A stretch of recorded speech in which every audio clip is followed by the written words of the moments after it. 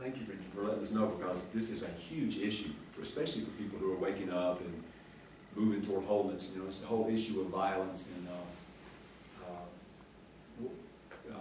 what it means in the world, both personally, but what happens in the home, what happens at the global scale, cultures, and so on. I mean, it's unbelievable, and what this is, and we've all been affected by it. All right, now, I just want to throw something out here for you guys, and you don't have to buy this, but this is going to be the beginning of something that if you do stay around the training, it's going to be something that you will be working with in yourself continually. Okay, let me just share this. If you take, for example, the Hindu perspective, I mean, you've got like the nature of existence. I mean, it is a dynamic play of opposites. There's light and dark, and then there's bliss, and then there's suffering, and there's life and death, and there's joy and sorrow, and there's happiness, and then there's anger, and there's all these different forces.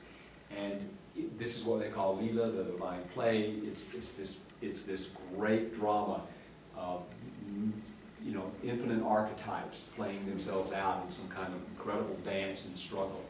Okay, now in this work, it's called holotropic breathwork, and yesterday I said that holotropic meant moving toward wholeness. You see, all right. Now we would have to wonder, what are the implications? You see, if we really decide to make a journey of moving toward wholeness, what is that? What are the implications of that for us as human beings? What will we have to do in order to do that?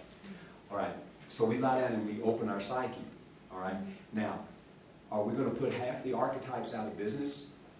You see what I'm saying? In other words, I would like to suggest that one of the things that causes suffering in our lives as human beings is this kind of thing I'm going to try to demonstrate with my arms. Okay? It's like the things that I love, I want to bring to me, and the things that I abhor, I want to push away. Now, this act of bringing to me and pushing away is sort of an anti-Taoist. The Taoist says the great way is easy if you don't got any preferences. If you don't have any preferences, man, it's not a big deal. You see, joy, sorrow, what's the difference? Okay? But what we do as human beings is like, and so what each of us could do something different. We could write this morning. We could do it in 15 minutes. Okay, so I like warm kittens. I like Mother Teresa. I'm going to embrace that. I like love. I love Sri Aurobindo's pretty cool. Mother Mary. Little babies and trees. I love that. So I'm like, I'll take these things. Okay, but I cannot stand ticks, fleas, Attila the Hun, and George W. Bush. So on the one hand, so I'm like, and this is like nature. I'm doing this and pushing that away. Okay, now you can see physically when you do this how tiring that would be, and how much energy it would require. Not just, imagine it's not just physical, but it's psychic. It's the power of our consciousness. It's what we have to do with the choices we make in our life, as opposed to being wide open, that we spend our time trying to shut something out or letting in, or grasping that which we love. All right? So I'm going to offer another perspective. You don't have to buy it. Okay? All right?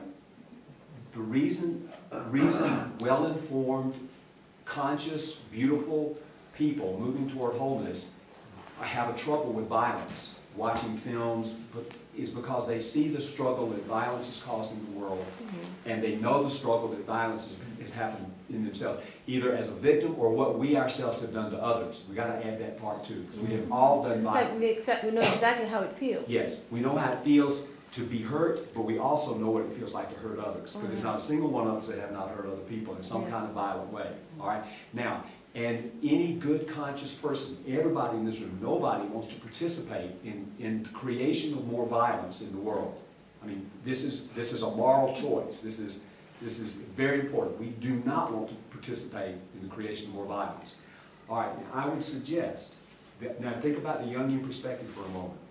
Jung says that what happens is most human beings, what causes our problems is that we all have a shadow.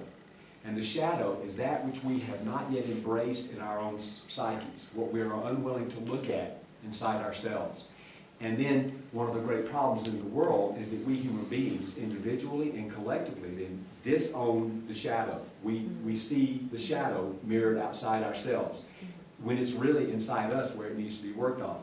So for example, when 911 happened, you know, there's 1,000 things we could talk about 911, but the U.S. made me want to vomit because all of a sudden everybody got this, what was happening at the time of 911, the U.S. and Western culture itself was in a great malaise, great spiritual crisis. I mean, you know, what's happening. But this gave us something to focus on outside ourselves. You see, so all of a sudden we have this blast of patriotism, and now it's Saddam Hussein and Osama bin Laden, and we all felt, oh, great, great America, you know, but it's like vomitous, because nobody's looking inside themselves where the malaise is coming from. But now we've got some, you know, so we have spent 8 years archetypally showing how we disown the shadow.